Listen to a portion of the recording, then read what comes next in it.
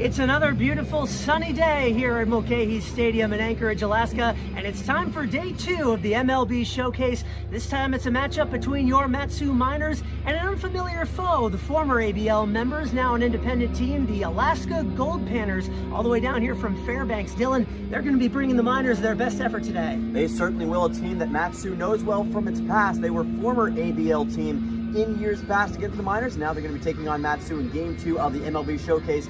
Should be a great matchup today here at Mulcahy Stadium. We'll be talking about the Panners more in a bit, but before we do, just to get you up to speed on what happened in day 1 of the MLB Showcase in a matchup with the ABL leading Anchorage Bucks, here's some highlights.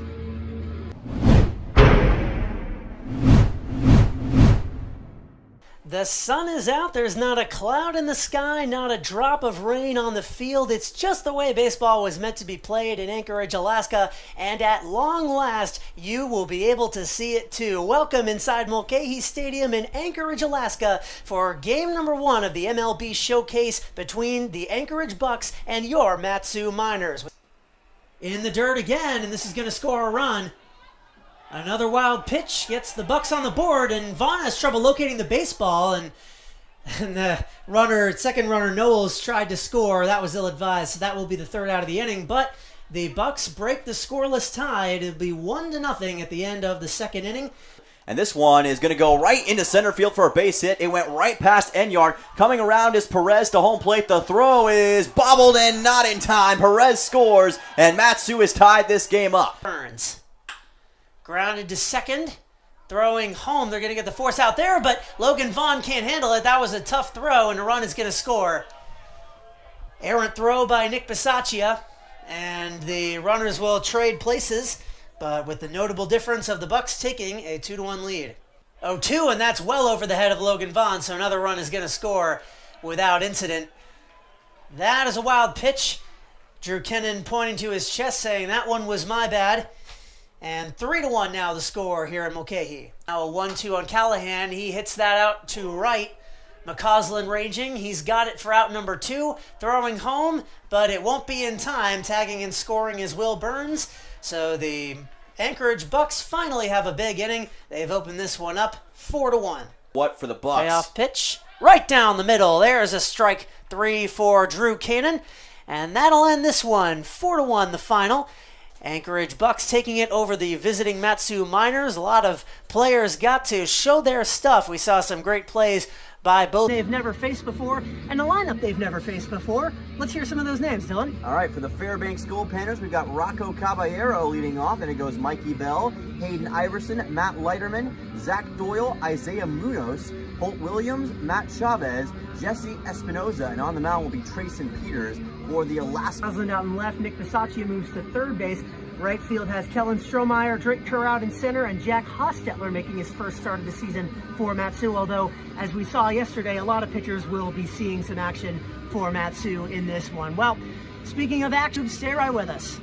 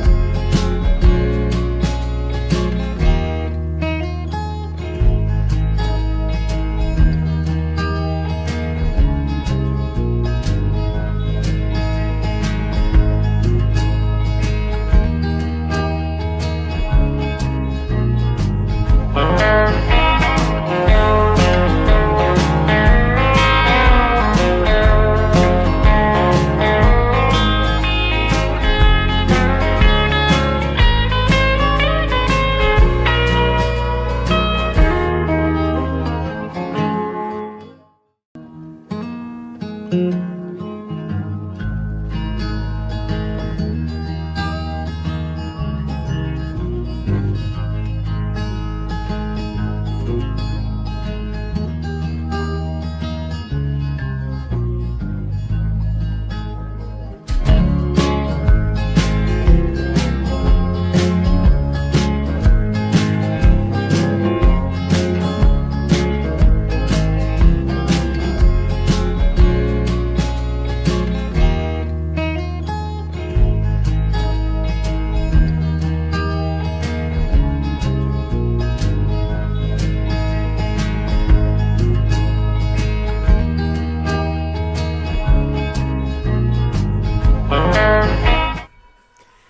everyone and welcome back to Mulcahy Stadium in Anchorage, Alaska. Here in the crossroads of the world, it's a crossroads in the season.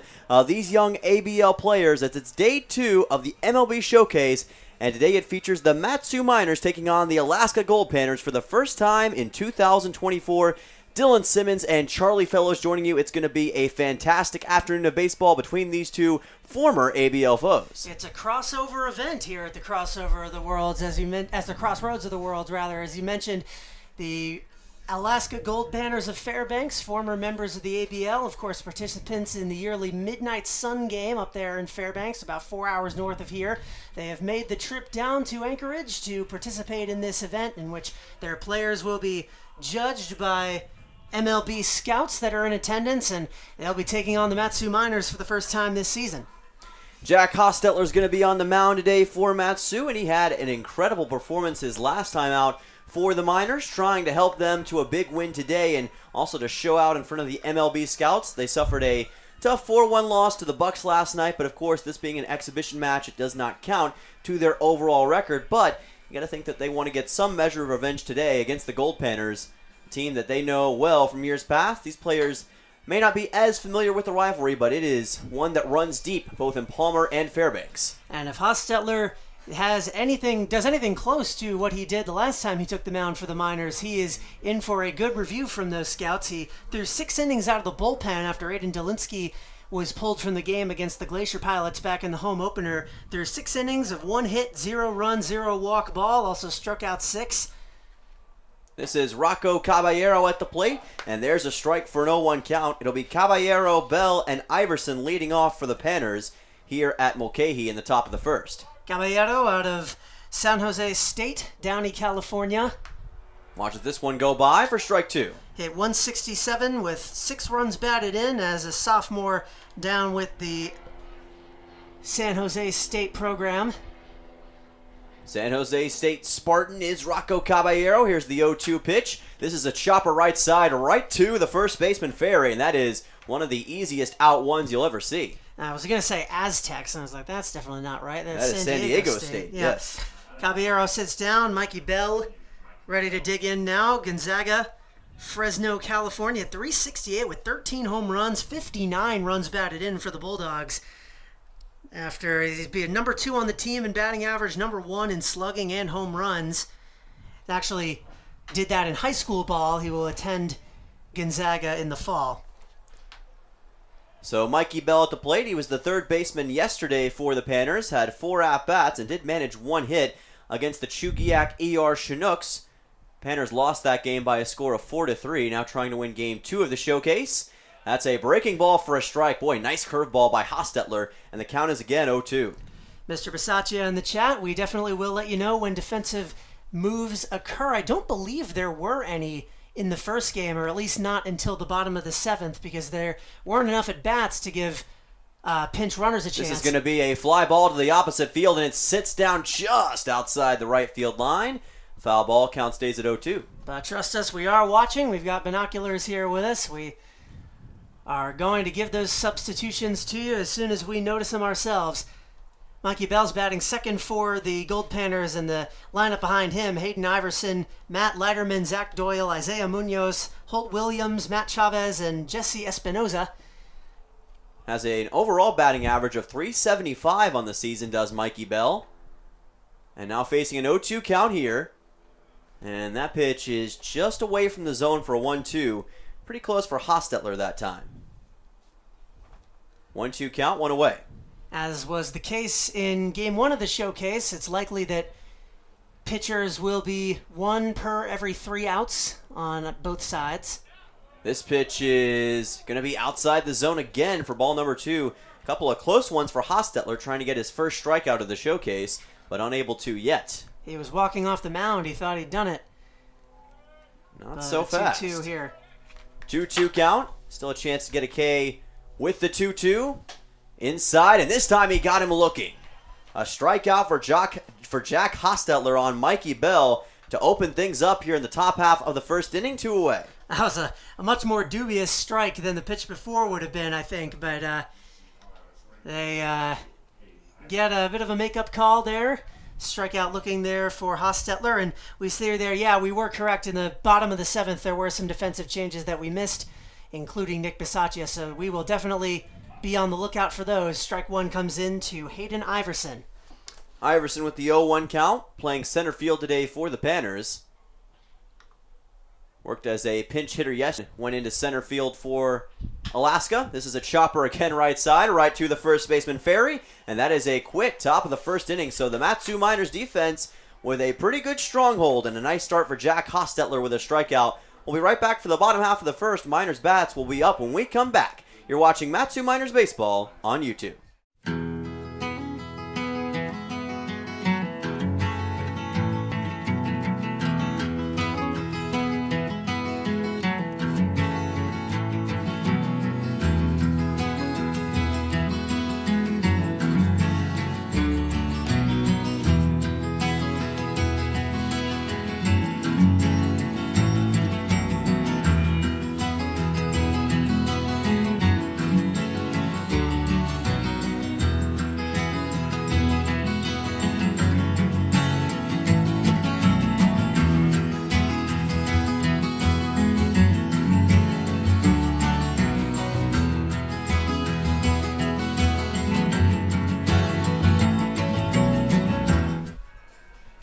Welcome back to Anchorage, Alaska. Dylan Simmons and Charlie Fellows on the call. For the first time this season, we will see the Goldpanners defense, and on the mound for Alaska is going to be Trayson Peters, a junior out of Cottonwood, Arizona, plays for Gonzaga, has a season-high 4 innings pitched against Portland and 3 strikeouts against Pacific. He managed that on April 21st and May 3rd of the past college baseball season. And the defense around him, Matt Leiterman at first, Isaiah Munoz at second, Rocco Caballero at shortstop, Mikey Bell at third, the outfield from left to right, Jesse Espinoza, Hayden Iverson, and Zach Doyle, and Matt Chavez doing the catching for the man on the mound for Fairbanks. He'll be facing off against a lineup of Dom Patrizzi, Ryan Richard, Christian Perez, Brandon Durand, Nick Ferry, Kyle McCausland, Nick Bisaccia, Kellen Strohmeyer, and Drake Kerr. And we are about to once again bear witness to statistically the most explosive offense in the ABL, and I'm sure there would be few people who would contend that. In 5 games, they have a .206 average, 45 runs scored, which is well above the league average, and they consistently find a way to score in these baseball games. But this is going to be a new challenge against a new foe, and we'll see if that leads to different results, as Dom Patrizzi will lead off for Mat-Su here in the bottom half of the first inning. They wouldn't know it based on last game. They had a bit of a dud, only scored just 1 run in 7 innings against the Bucks, who are the second highest scoring team in the ABL, albeit by a large margin. Pitch from Peters is outside for ball number 1, a bit low. Tried the curve on Patrizzi that time. 1-0 count. Dom hitting .273, 9 runs batted in, which leads the club, slugging .364. That's a fastball, and this time it finds the zone for a strike. Nice pitch early by Trayson Peters and showing some versatility. The man from Gonzaga. 1-1 count. Works fast. Pitch to Patrizzi is just outside for ball number 2. Whether the games matter or not, he is staying in his groove, and he keeps it going here. Right into that 4-3 hole up above Munoz and Leiterman for the Panners. So a leadoff single for Mat-Su. That'll send on Ryan Richard, playing shortstop today for the Miners. Watches a fastball come in for ball number 1, just a bit low. Had a stream hiccup there. 1 on and none out here in the bottom of the first for Mat-Su. We're going to try and get that issue fixed. We have a few games in a row here But with an off day coming up on Monday. Richard, and it goes right to the second baseman. What a catch by Munoz, and that is one away quickly. Munoz had to guess correctly, and he did. Got his glove on that ball and stopped what would have been another base hit. Line out to the second baseman. So that's going to be an easy out for the Panners, and that'll send on Christian Perez, who did a very solid job as the third baseman yesterday for Matsu in that opening showcase game against the Bucks. One away, Patrizzi at first. Here's a foul ball to the left of the third base line. Count goes to 0-1. Ryan Richard had an off day in Game 1. The first game that he has sat so far this season. Like you mentioned, he's been very consistent with how much he's played for Matsu here in 2024. Finally getting an off day. Perez watches this one go outside for ball number 2. Or check at ball number 1, although very close for Peters. Perez currently leading the minors in batting average, hitting an even .333. 2 runs batted in, also 2 walks. Pitch from Peters to Perez, swing and a miss. Runner goes to second. Patrizzi got there in time. Stolen base for the second baseman, Dom Patrizzi. He's into scoring position here in the bottom half of the first inning. Props to Matt Chavez there. That was as good of a play as he could have made on that. That was a throw got in right as Patrizzi was sliding. Tie goes to the runner, so nothing comes of it, but the scouts definitely are going to notice that one. Heck of an adjustment by Dom Patrizzi to get the stolen base, and that is going to be, like you mentioned, a huge thing for him right in front of the MLB scouts. The 1-2. This is going to be a chopper left side. Third baseman throws to first easily off the bag, but tagging in time was Leiterman. Nice play by Mikey Bell as well. It's a 5-3 putout and 2 away. Bell also looking Patrizzi back to second, make sure he didn't try to advance. Some heads-up defense early by the Goldpanners. Good start so far for Trayson Peters. He had a 12.46 ERA for the Bulldogs this past season in 13 innings pitched. Gave up 18 earned runs, 28 total hits, and had 1 save on the season. Swing and a miss here by Brandon Durand, who is the cleanup hitter for Matsu today. Count goes to 0-1. He's been having a rough go of it lately, hitting .154. He had that one monster game against Anchorage, but since then has not gotten a hit. The catchers in total for Matsu have combined for just 3 hits on the season. Actually, 2 hits, because Logan Vaughn's hit yesterday does not count for the ABL stats. So they're going to look for some more offensive production, and Duran wants to get it going. Vaughn found some momentum yesterday against the Bucks, so could be the other catcher's turn. 1-1 count. This pitch well outside from Peters. Count goes to 2-1. Sometimes that ability to hit with the catchers is infectious, and that could be huge for Brandon Durand. He's got Patrizzi at second in scoring position for Matsu, trying to take the early lead against the Goldpanners.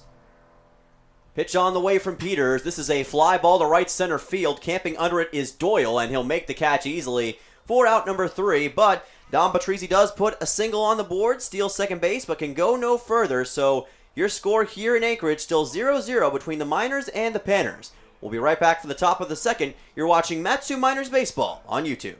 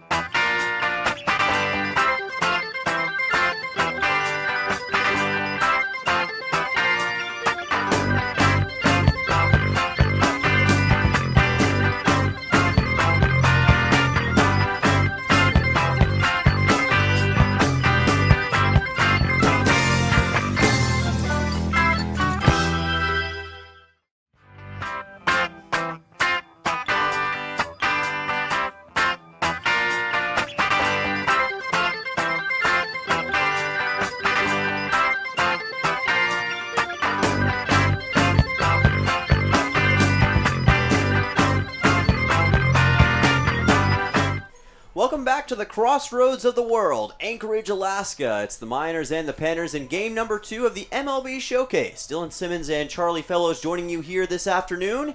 And so far, Mat-Su and the Panners have been stalemated. Score is still 0-0. We'll see if Alaska can get on the board here. Leading off for them will be Matt Leiterman, the first baseman, 4-5-6-2 up for the Goldpanners here in the top half of the second inning. And it'll be a tough ask because Jack Hostetler is still out on the mound for a second inning of work. He had a strikeout in his first inning pitched, and here's an 0-1 count. Miners went 1-2-3 against the Panners in the top half of the first inning. I almost wonder if that was such a clean inning, he didn't even throw that many pitches, that he maybe wanted to get some more. This ball's popped up into shallow right field, and that'll be an easy catch for Dom Patrizzi, moving over to the second base spot and getting an out here, one away. You mentioned he's at second now. He's been the starting shortstop for Mat-Su through most of this summer, but second base is his natural position. It's where he played during his limited time in action with the Mountain Hawks. They wanted to transfer him to shortstop, and he's had a few errors so far in the early goings here. Here's a bunt attempted by Zach Doyle. Count goes to 0-1, playing right field today for the Panners. Doyle yesterday also played right field, had 4 at-bats, and did manage 1 hit. He was also struck out once, has a .280 average on the year for Alaska. Count is 0-1. Pitch outside from Hostetler, and want to make sure and clarify this because I know some people might be curious. Why do you keep calling them Alaska? That is their name. They're not the Fairbanks Goldpanners. That's a misconception that some had, including myself, before I got to know the team, but they're the Alaska Goldpanners of Fairbanks. Swing and a miss here, and the count goes to 1-2. Yeah, sort of like a Los Angeles Angels of Anaheim, and similar as well in the fact that I think it would sound better if they were Fairbanks. They don't get to claim Alaska. You know, if you want to claim Alaska, join the Alaska Baseball League. That's my humble opinion. Hey, you never know. Here's a chopper right side, right to Patrizzi. Underhand toss to first. Easy out. That's 2 away. I jest, of course. They're one of the most storied franchises in all of the great state of... Later on this year, always a spectacle up there in Fairbanks. 2 outs. Isaiah Munoz at the plate, and that's going to be a strike. Count goes to 0-1. Munoz from Fresno, Cal State Northridge, the Matadors. He hit .399 with 3 home runs, 39 runs batted in. Those were all tops on his team. So that was his freshman season, too. And this one is lined out to left field for a base hit. Well, he proved you right, partner, with that swing. It's going to be a 2-out single here in the top half of the second. Wasting no time and proving those metrics right and impressing the scouts. He's one of the most accomplished players on this Goldpanners roster, and now he's aboard. He had 2 hits yesterday versus Chugiak and adds a 3rd one in the showcase today, batting .267 for the season. In his other at-bat of the game against Chugiak, he struck out. So after the Munoz single, it'll be Holt Williams, the DH, number 7 in the order. First time that the Panners have had a runner on base today. Pitched by Hostetler. Breaking ball, but in there for a strike. Williams from Kamasa, Washington, UC Irvine, did not play this season as a freshman. A 1 count. Hostetler keeping an eye at first. This is inside for ball number 1. Just able to avoid a hit by pitch on Williams. Working as the designated hitter once again today for Alaska. 1-1 count. Pitch by Hostetler. This is going to be fouled off of the batter's box, and the count goes to 1-2. Went off of Williams as well.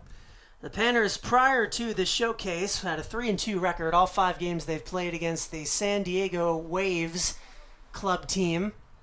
They're an independent squad, so they have to piece their schedule together based on other teams in the western part of the United States. They play teams from all across the country, mostly in the western part, like you mentioned. 1-2 count, and there's a strikeout for Hostetler. An inning-ending strikeout in the top half of the second, his 2nd overall K of the game. And Jack Hostetler is showing his stuff in front of the scouts, maybe making a major league push. We'll be back for the bottom half of the second inning. Miners looking to take the lead. You're watching Mat-Su Miners Baseball on YouTube.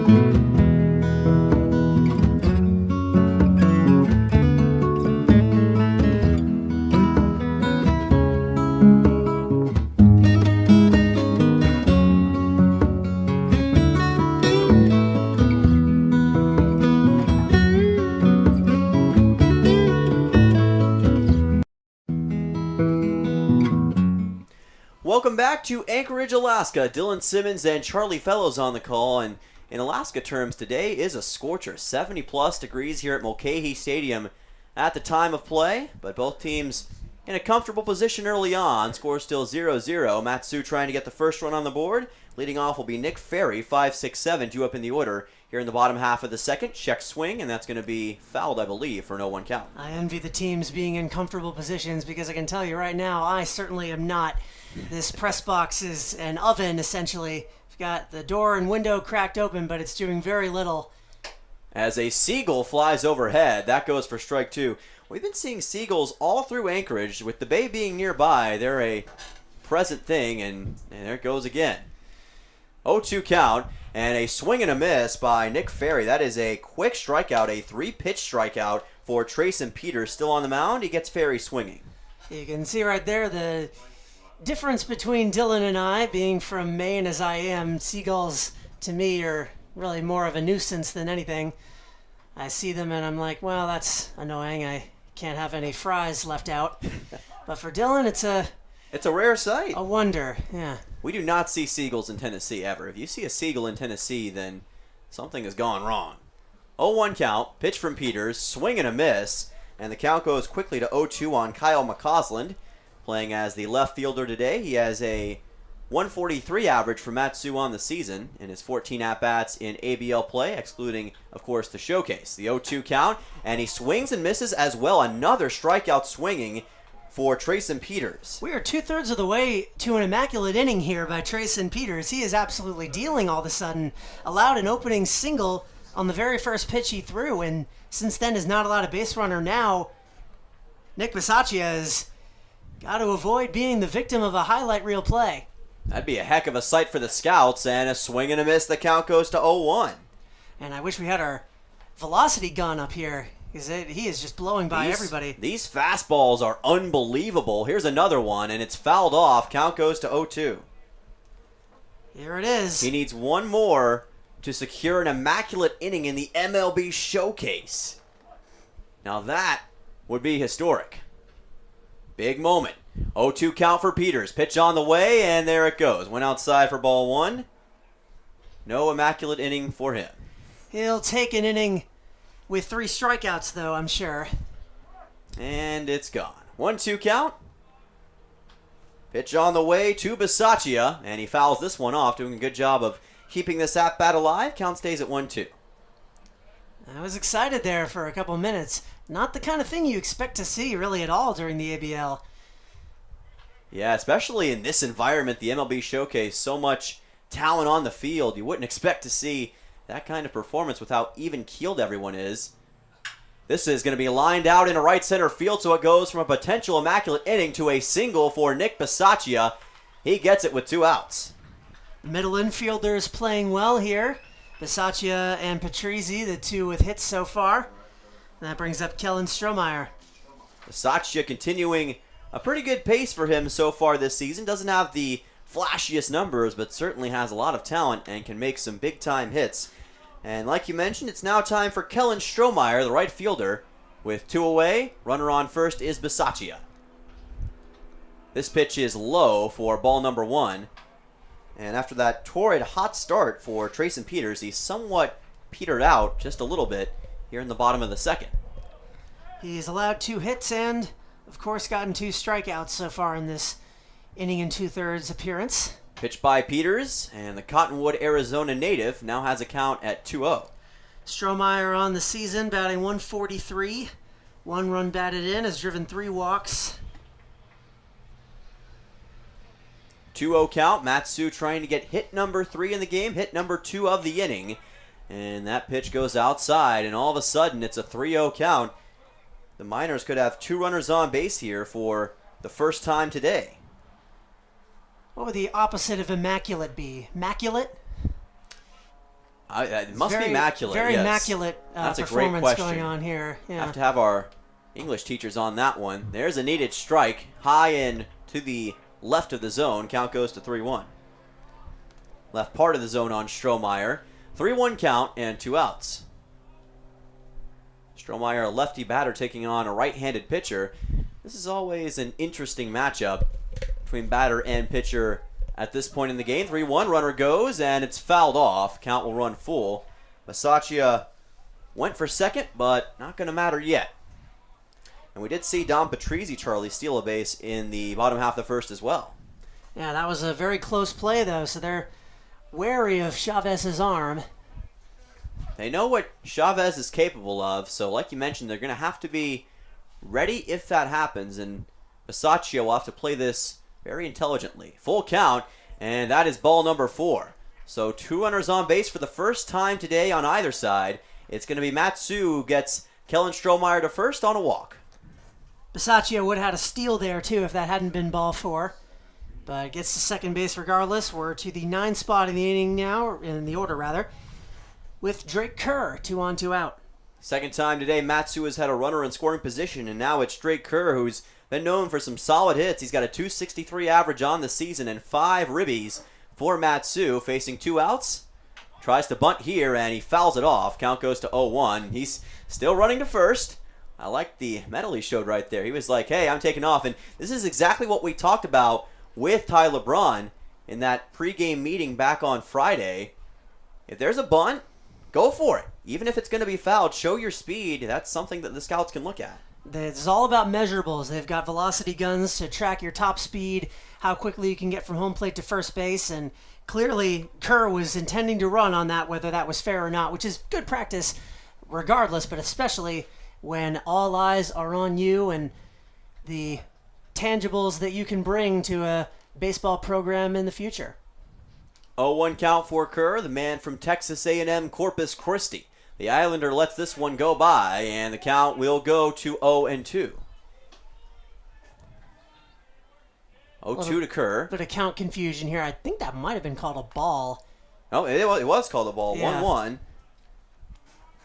So 1-1 count. Thought for a second that he did call that a strike. But apparently not. The 1-1 swings and misses at this one. Now it's a 1-2 for sure. So 1-2 count for Drake Kerr. We saw how Kellen Strohmeyer was able to negotiate a situation like this into a walk. Now we'll see if Kerr can do something similar to load the bases or maybe more. 1-2 with 2 outs. Miners trying to secure the early lead. Pitch by Peters is well outside for ball 2. Good work by Chavez to keep it in front of him. Peters all of a sudden is really struggling with his command, and he's shown the full package here. Some spots of brilliance, pockmarked by some issues with his command. And that could lead to a big inning here for Matsu. Opportunity is knocking for Matsu. This is going to be a chopper. Left side, the shortstop picks it up, throws to first, and he couldn't do it in time. He just had it stay in his hand, and that loads the bases for the Miners as Rocco Caballero just had to let that one stay in his mitt. Nothing he could have done with that. That was a perfectly placed infield grounder. Took a weird bounce off the mound and just kind of died. You can't really tell, or actually you probably can on the camera shot, but this entire infield, including the dirt, quote unquote, is all turf. So the ball can move in some weird ways, and that allowed Kerr to leg that one out. Now Patrizzi back at the plate. He had a single in his first at-bat of the game, but he swings and misses at this one, and the count goes to 0-1, facing Trayson Peters for the second time. And he got him for a single to open the game. Now trying to replicate that success here. 0-1 pitch by Peters to Patrizzi, and it's outside. The count evens at 1-1. Don Patrizzi with a .273 average on the year, 9 RBIs, a team-leading 9 RBIs for Matsu. He's been their most explosive offensive hitter and their most consistent. The 1-1, and it goes once again outside. Count will go to 2-1.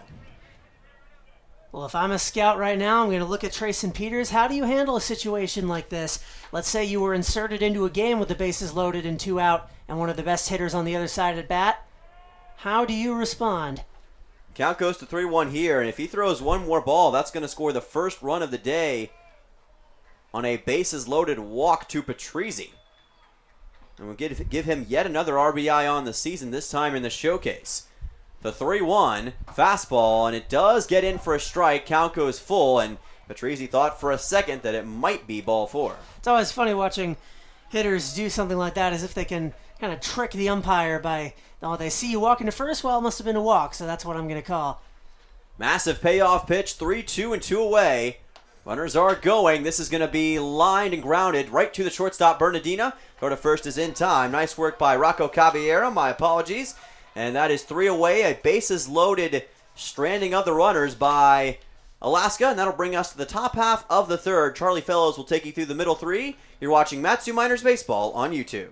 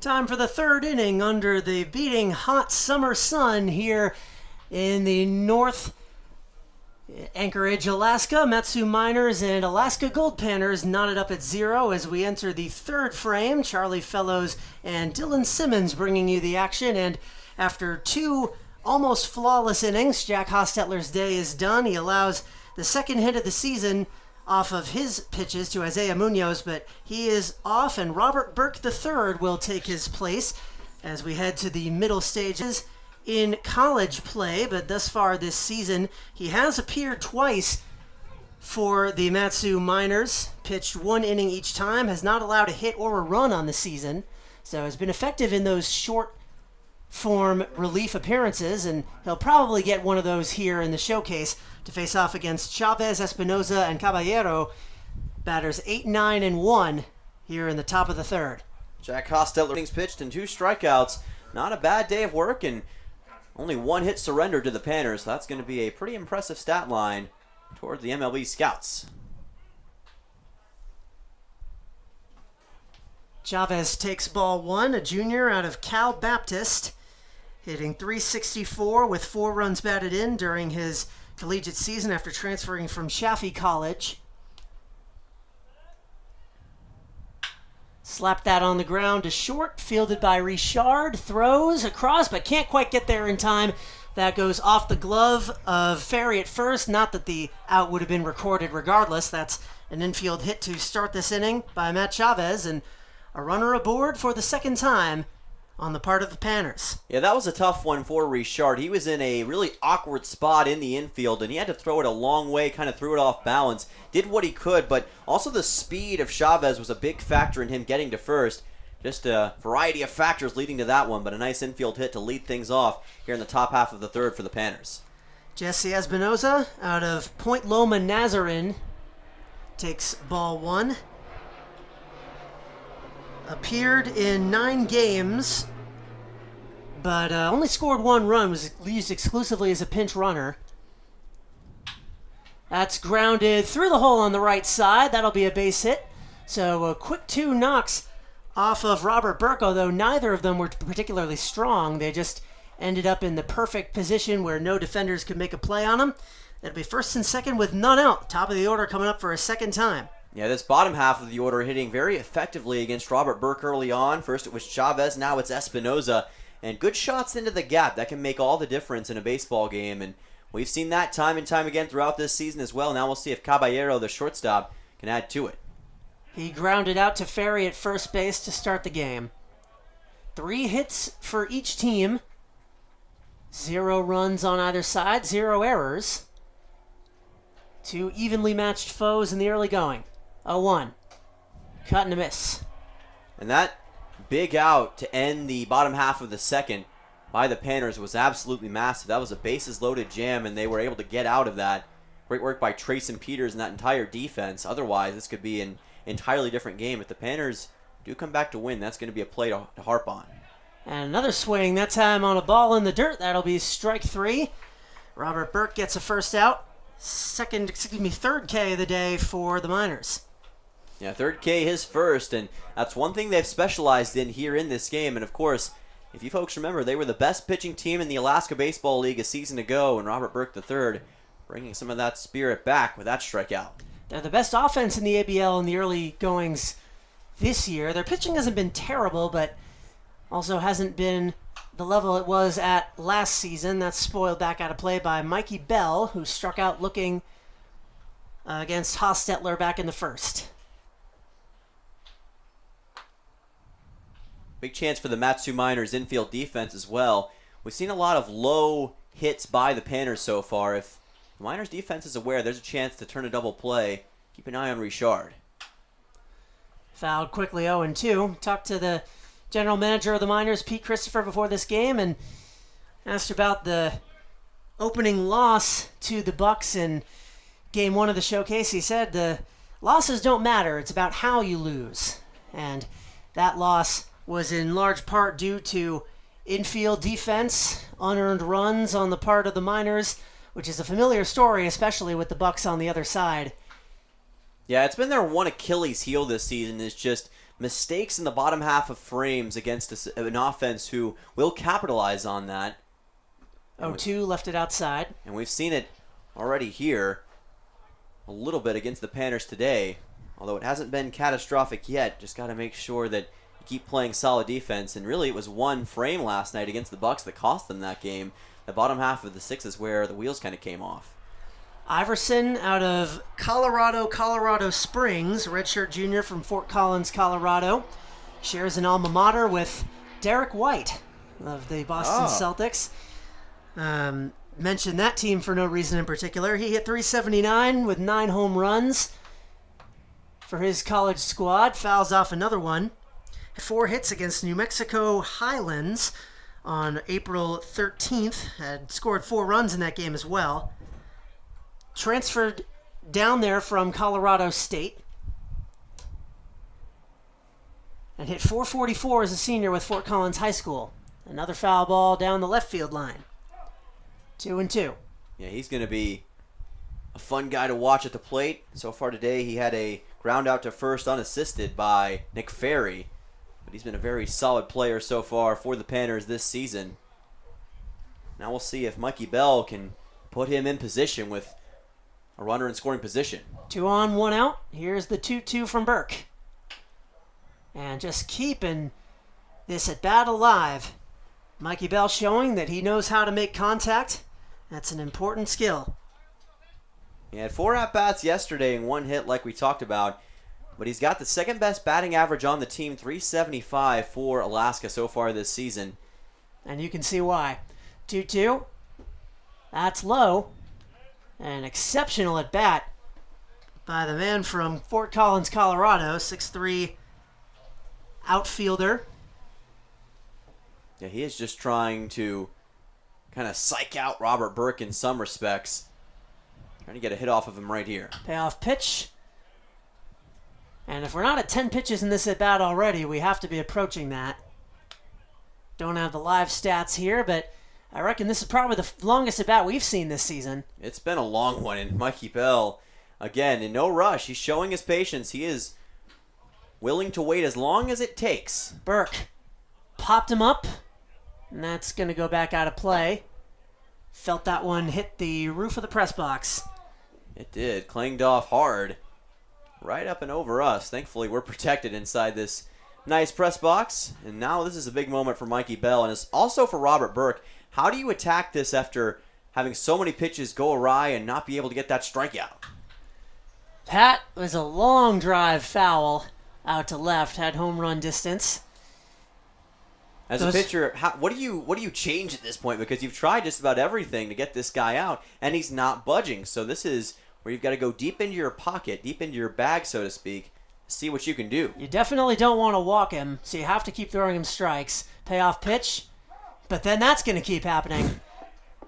And My you see gracious. the runners are going on every pitch. It's like you said before, they want to get measurements on the speed, every opportunity they can get. There is a downside to that, though. Coach Tyler Brunn, before the first game, talking to the team, he said, be careful out there on the base paths, because if you get thrown out, that can cost somebody else a plate appearance. It's all about maximizing the exposure in front of the scouts. Another payoff pitch, and that's hit into center field. Drake Kerr is under it, and he makes the grab for out number 2. The runners will not advance. So Burke wins that battle of attrition, and there are 2 away. That's a lot of work for a fly out to center, but I'll tell you what, great response by Robert Burke after that full count lasted so long. He didn't wince in the face of adversity, was able to get the out, and now Matsu with 2 away has an opportunity to come out of this with no damage. That's a battle won by Burke. Shows that he can hang in there and induce weak contact. 2 away now for Iverson. And he hits that one into center right at the shortstop, Richard. And that will end the inning. The 3 straight outs after 2 straight singles allowed by Burke keeps the score 0-0. We head to the bottom of the 3rd. You're watching Matsu Miners Baseball here on YouTube.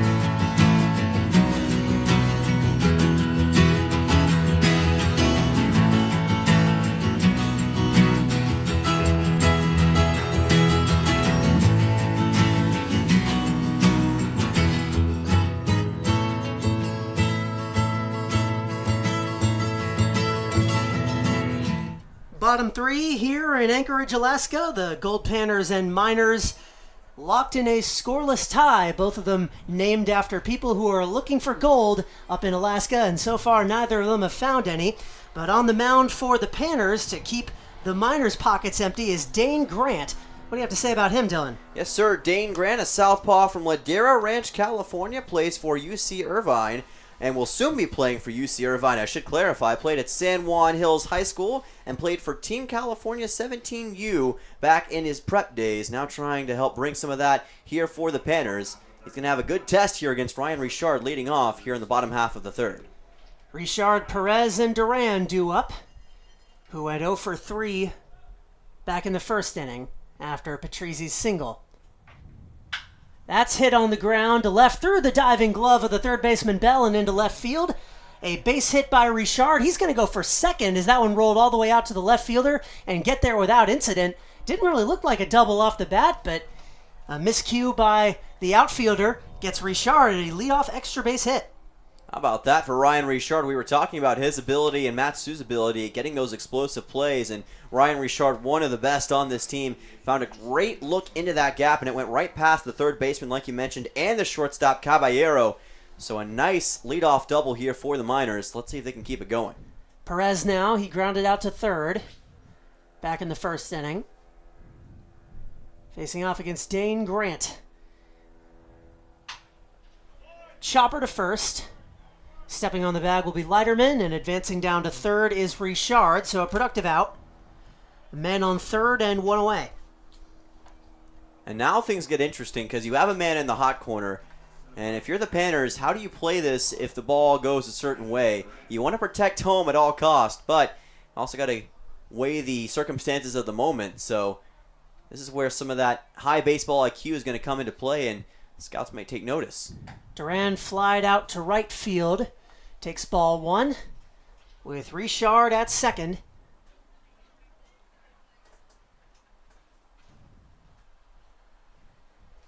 And Grant's 1-0. Lined into left field, right at the third baseman. Wow, there have been a lot of poorly placed line drives off the bat of both teams, and that time it was Mikey Bell atoning for his past mistake. Gets the ball right into his glove, barely even has to move. Durand has had some trouble generating offense so far, and it'll be 2 away. One thing Brandon Durand is known for is well-hit balls, and that was certainly a well-hit baseball that time, but like you mentioned, unfortunately, it was right in the glove of the third baseman Bell. That's about as direct of a hit as you can imagine into a targeted area. Not what he was aiming for, obviously, but it was right there. Nick Ferry spoils off the first pitch he sees. It's been interesting, this offense that has just scored so much. They come to Mulcahy, and they have really stalled out. Only scored 1 run in 7 innings yesterday. As a reminder, this game will end after the bottom of the 7th, no matter who is in the lead. They're trying to surpass that here. They've got a golden opportunity to do so. 0-2 coming from Grant. And just missed. One thing they've been known for as well is coming alive in later innings of the game. So I'd say Matsu is going to generate some of that offense. They'll just need the time to do it and the circumstances. One thing that's really hurt them is not scoring in that bases-loaded situation, even if there were only 2 outs. So I think that's going to be the thing that could determine who wins from here on out. How does Matsu respond to not scoring a run on that, and how do the Panners take advantage? Nick Ferry struck out swinging to begin the 2nd inning. Got a 1-2 coming now, and that missed outside to even up this count. Unlike yesterday, they're having no trouble getting hits, already 4 of them in the first 2 and change innings, but have not capitalized on any of them yet. Here's the 2-2.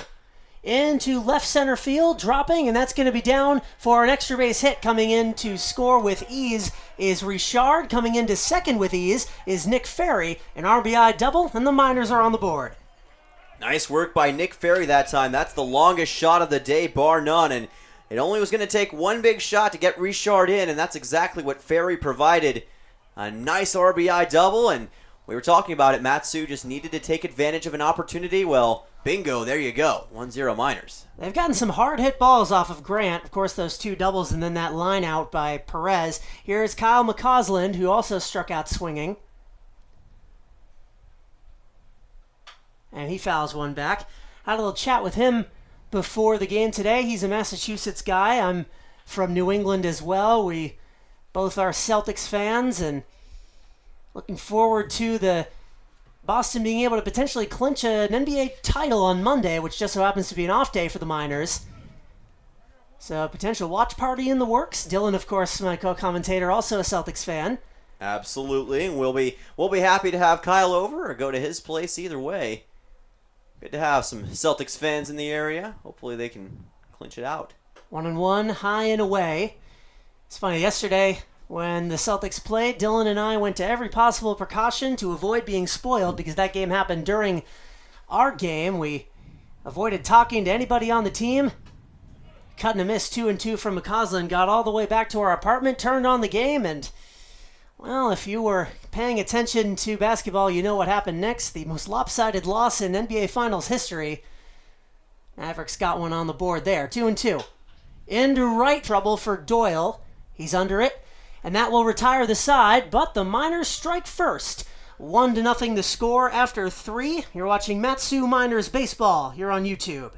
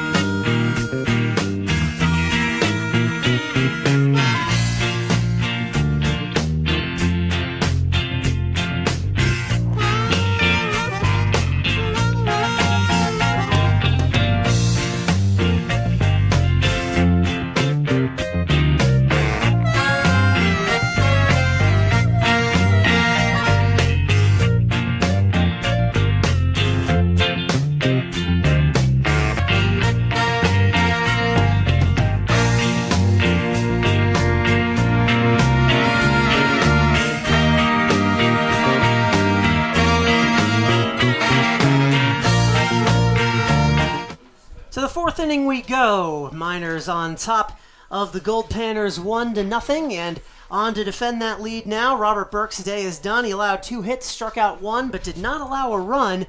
And on in his stead is someone who's looking for a solid start, and that's Luke Smith. Yeah, Luke Smith, a southpaw out of North Richland Hills, Texas, plays for Incarnate Word. He had a season-high 3 1/3 innings pitched against Rice and 4 Ks in that same game back on April 9th.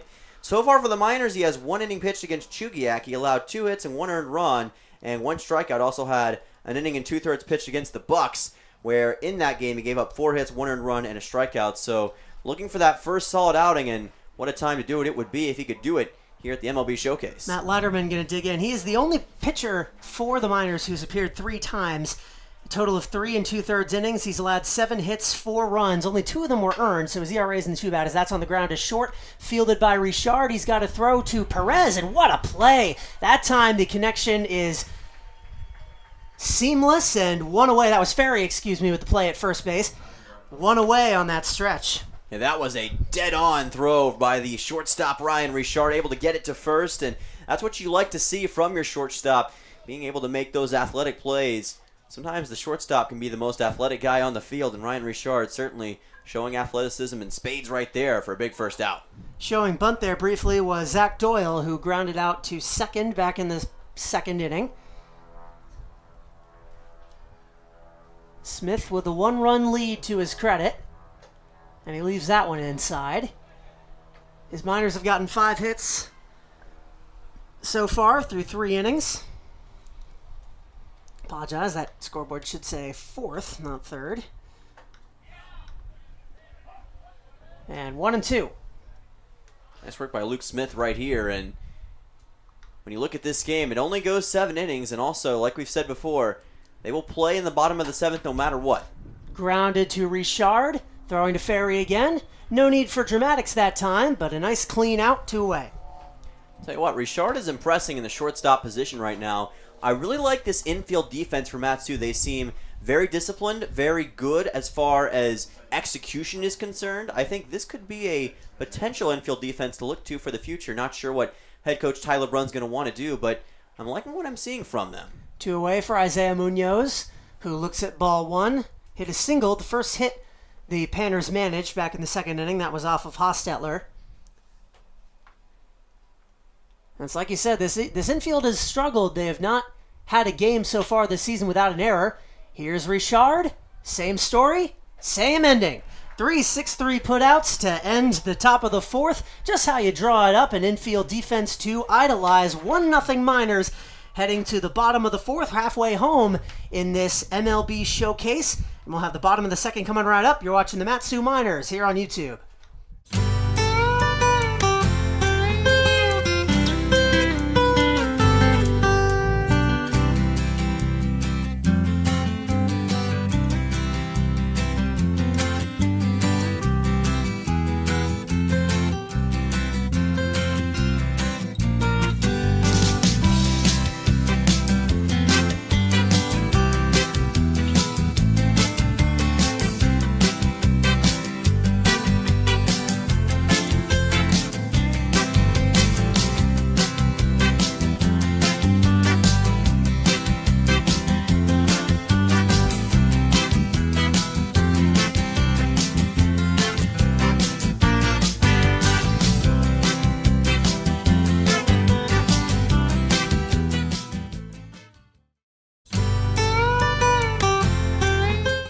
Bottom 4, we're halfway home here at beautiful Mulcahy Stadium in the city of Anchorage, home of the Glacier Pilots and the Bucks. Now there are those 2 teams playing here as the Fairbanks Goldpanners, or excuse me, the Alaska Goldpanners of Fairbanks, the visiting team playing against the Matsu Miners, and the latter currently has a lead. Stat Pasaccia via single, Kerr via single, and Strohmeyer via walk.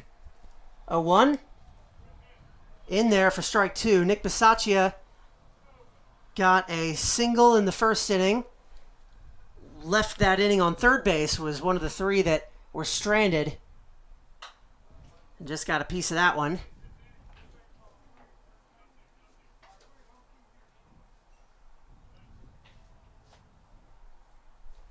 So 0-2. Grant looking for his first K. Instead, it's off the end of the bat into shallow right field. Coming on and making the grab is Doyle, one away. And nice work by Doyle that time, and good awareness to chase after it. That's one that the second baseman could have went for that time in Munoz, but ended up letting Doyle go after it. Good communication and a good out. Kellen Strohmeyer has walked in this one.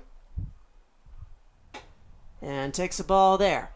Yeah, forced to walk on a 3-2 count as well, so he really had to work that count full to be able to get that walk, and showed great discipline in that situation.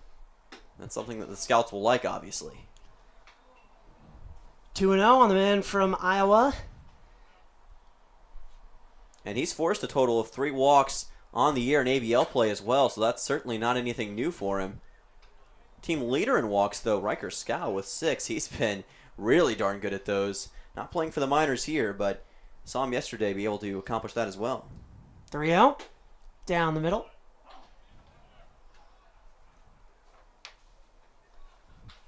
In total, Matsu as a team has put together a lot of walks this year. 32 in total in ABL play.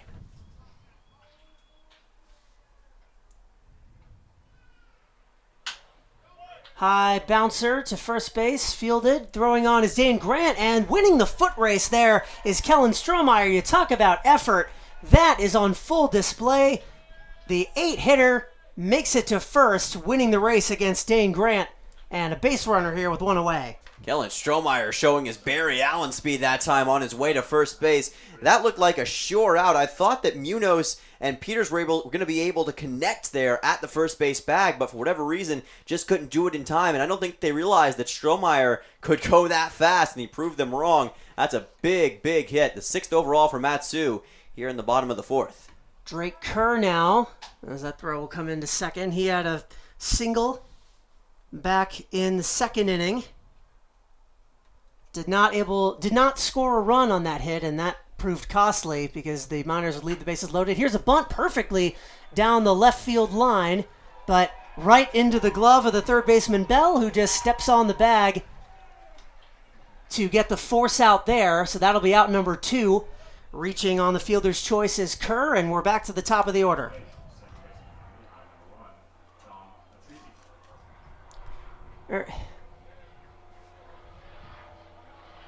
Actually, I apologize. Yeah, no, I'm not really sure what the decision. I assumed he was standing on third base because there was a force out there, but Mikey Bell just decided he didn't want to play defense, so there will be 2 runners aboard with 1 out. Yeah, I think he was waiting to see if the ball went foul that time, and he just kind of kept waiting and waiting and waiting, and the ball never went foul, and he was like, well, darn, I got to pick this thing up, and didn't end up working out for the Panthers. Runners go, spoiled by Patrizzi, who has hit a single and grounded out to short.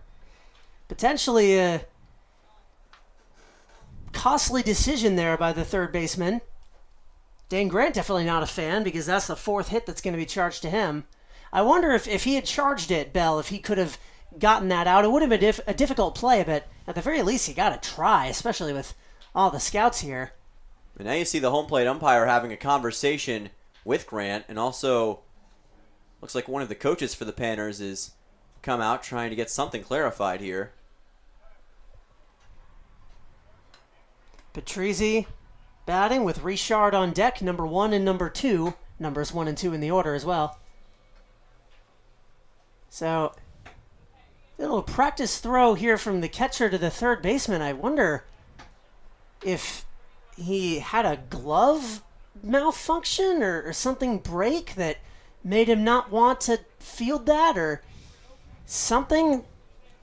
I'm not sure. The only thing I can think of is that he was trying to see if it would go foul, or maybe he thought that something else would happen, but I'm with you. It was very odd. He just kind of stood there, and that's the best guess I got, is that he was trying to see if it was going to go foul, and it just never did.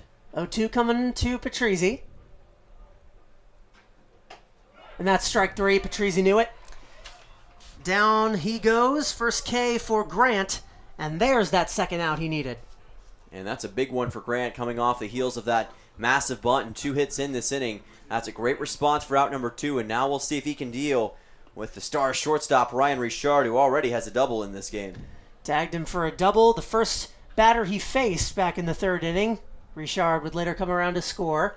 2 on, 2 out. And he looks at strike 1.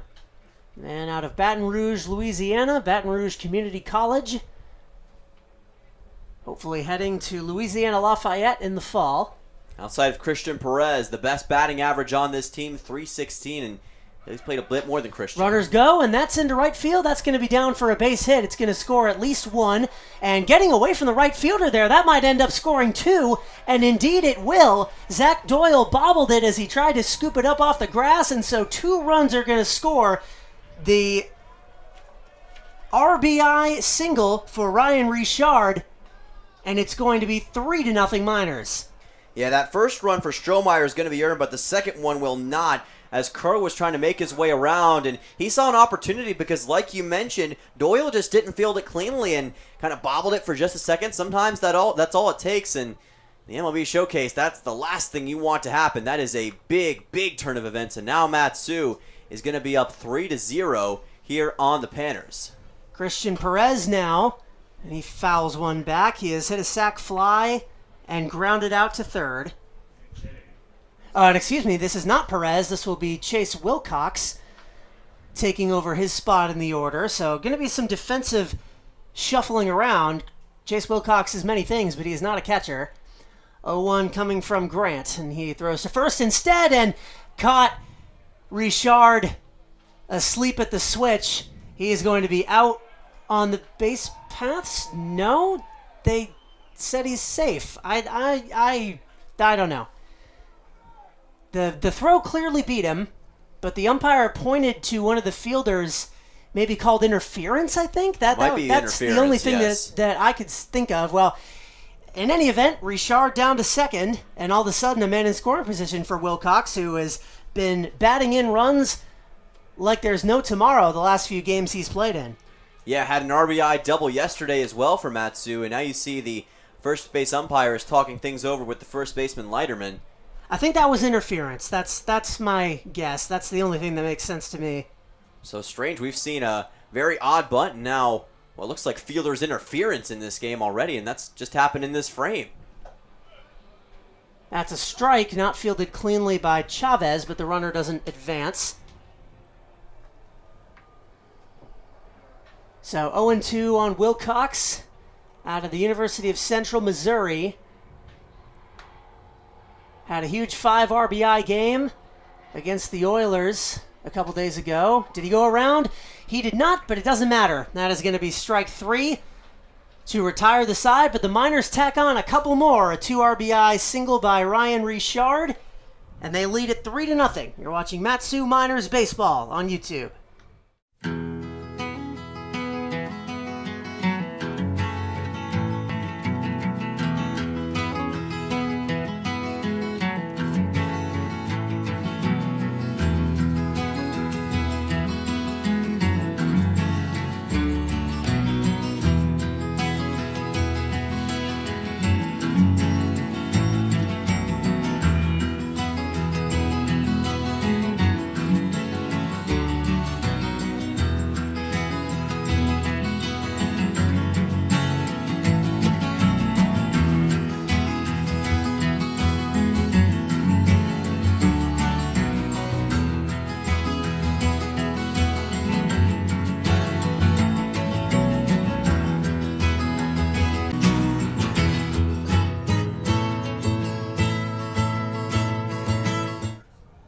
The top half of the 5th coming your way, with the Miners now owners of a 3-0 lead over the visiting Alaska Goldpanners. Charlie Fellows, Dylan Simmons bringing you this action. And just a little clarification, I got my batters mixed up last inning. Chase Wilcox was hitting for Christian Perez, who was originally the DH, so no fielding changes necessary, and that includes the pitcher spot, as Luke Smith is on for another inning of work. He deals strike 1 to Holt Williams, who has struck out looking in this inning.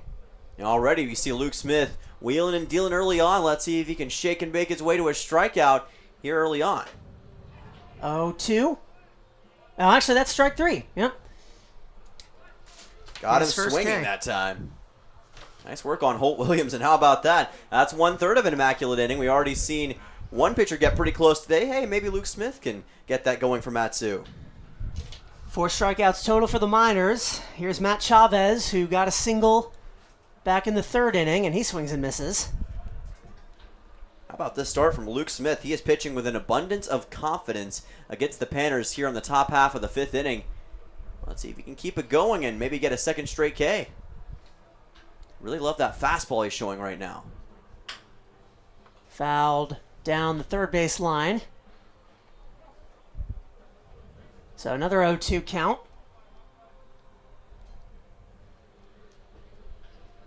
Here's some of the noise coming from around the venue. There's, I believe, a concert happening in the parking lot right now. We're pretty close to it. There's a big stage, so that's what you're hearing.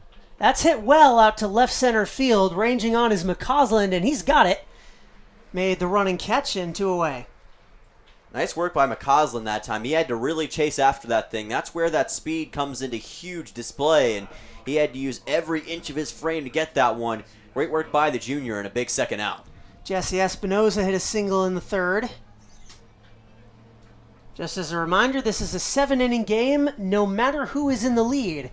If we head to this bottom of the 7th with the Miners still ahead, they will still play that bottom of the 7th, despite the outcome already having been decided. That happened against the Miners yesterday when the Bucks were ahead.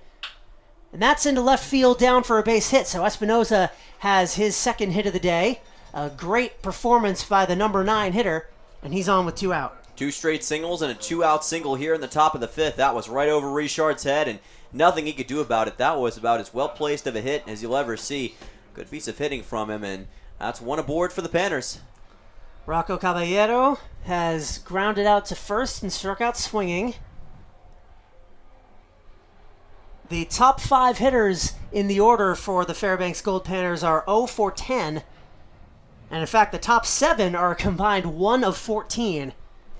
Just an Isaiah Munoz single, the only thing keeping them from 0 for Ness. That's on the ground to short. Richard will toss it to second in time to get the force out and retire the side. Another clean inning for Luke Smith and for the Matsu Miners. They keep a 3-0 lead going as they head to their half of the 5th inning. You're watching Matsu Miners Baseball on YouTube.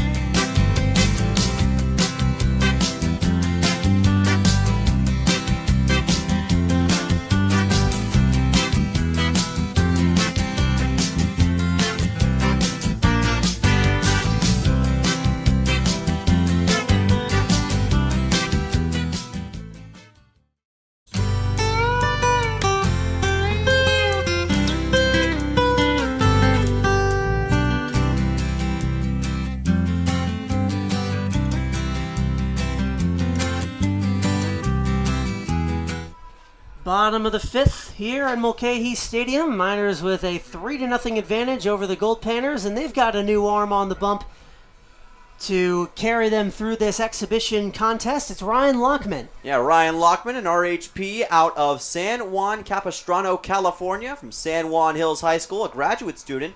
Previously played for Saddleback and Hope International, but now plays for Biola College. He had a season high of 2 innings pitched and 3 strikeouts against Point Loma back on April 27th. And overall in the season, he's been a pretty solid option for Biola, now trying to bring that here to Fairbanks and to the Goldpanners in this 2024 season. Brandon Durand, Nick Ferry, Kyle McCausland, the 3 due up. Batters 4, 5, and 6, the heart of the lineup, will get their chance against Lockman. And the first will be Durand, who is flied out and lined out to short. He hit that wicked line drive that went right into the glove of Rocco Caballero. Got some warm-up pitches here under a beautiful sunny sky. The heat has cooled off a little bit as the shadows have moved. We're now mostly in shadow here in the press box. It was getting to the point earlier in the game where the computer that runs the stream was hot to the touch.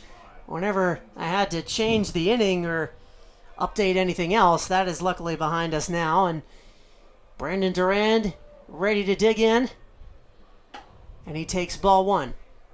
Heard from my mother earlier today that Tennessee and some areas in the southeast are in the 90s right now. So, folks, wherever you're watching, drink plenty of water. It's probably hot in the lower 48 wherever you are. On the ground to short. Fielded. Throwing across, and not in time. That was a little off the bag, so Leiterman had to go for the tag, and he wasn't able to apply it. So Durand on with a hit.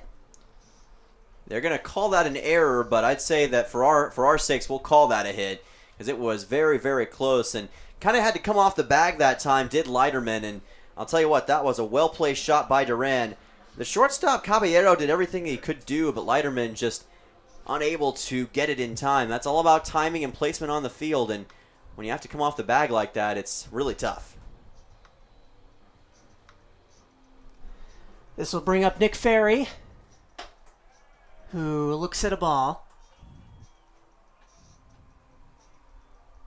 Ferry had that massive RBI double earlier on in this game. Kind of got things going for the Mat-Su offense, and they were on from there.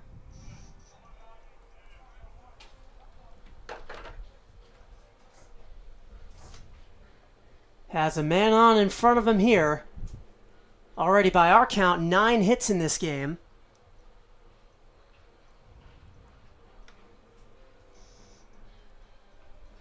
Here's the 1-1. Misses just inside. Ferry has struck out and doubled in this game. He drove in the first run back in the third. And he's been, as always, a solid piece for Mat-Su, both offensively and defensively. Here we go. Popped him up. And that'll go out of play. Loud sound. I think that might have hit the roof of our press box. Thank you, Gravity. Always giving us a little bit of the heebie-jeebies with some of those loud cracks on the roof. Apologize for the stream. Has really been struggling these last couple innings. As I was saying before, we are definitely going to look into getting a stronger hotspot and making sure that picture is always smooth. Here's a hit high into left field. Shortstop is going to take it, and Caballero has out number 1. Nice work by Caballero that time to go after that baseball. Kind of had to adjust his body to locate that thing, but did a good job with the sort of spin and got the out. One away.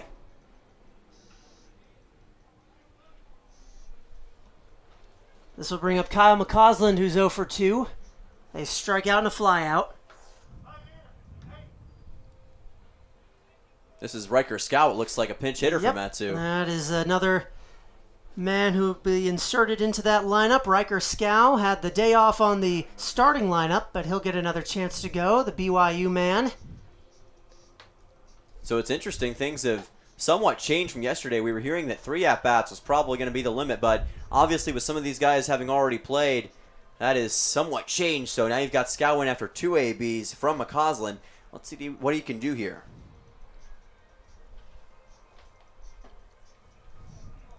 He's quickly ahead 2-0. So far this season in ABL play, Scow hitting .071, just 1 for 14. He had a good game yesterday. And he's got a 2-0 coming now. 3-0 now. He has drawn 6 walks this season, which is tops on the team. So definitely a skill he has, and on display here potentially. Lockman, and that will indeed be ball 4, yep. So quick 2 base runners. Scow on first, Durand at second. And the Miners once again in business. How about that from Riker Scow? He continues to do his best thing for the Mat-Su Miners, and that's draw walks. He does it very consistently and very often. His batting average isn't as good as it could be just because of that. He is exceptional at finding a way to make pitchers throw 4 balls, and he does it here again to put runners on first and second. Pitch 1 to Bisaccia is down the right field line, bounces just foul. The third baseman today is singled and flied out.